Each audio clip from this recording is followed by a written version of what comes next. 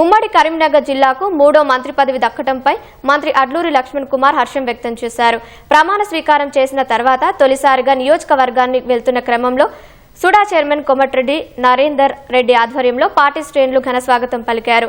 జనాభా దమాషా ప్రకారం సామాజిక న్యాయం పాటించే పార్టీ కాంగ్రెస్ మాత్రమేనని మంత్రి అడ్లూరి లక్ష్మణ్ కుమార్ స్పష్టం చేశారు. సాధారణ కార్యకర్తలకు మంత్రివర్గంలో చోటు దక్కడమే అందుకు నిదర్శనమని తెలిపారు. సామాన్య కాంగ్రెస్ పార్టీ కార్యకర్తగా శాసనసభ్యుడిగా ఎన్నికై ప్రభుత్వ విప్పుగా ఈరోజు రాష్ట్ర కేబినెట్లో 1984 నుంచి ఎన్ఐసి నుంచి ప్రారంభించినటువంటి రాజకీయ జీవితం లోపల మరి ఉమ్మడి కరీంనగర్ జిల్లాలో గౌరవ ముఖ్యమైన మంత్రివర్యులు శ్రీధర్ బాబు గారు కానీ గౌరవ మంత్రివర్యులు పొన్నం ప్రభాకర్ గౌడ్ గారు కానీ మరి నాకు కానీ అవకాశం కేబినెట్ రావడం నిజంగా సంతోషం.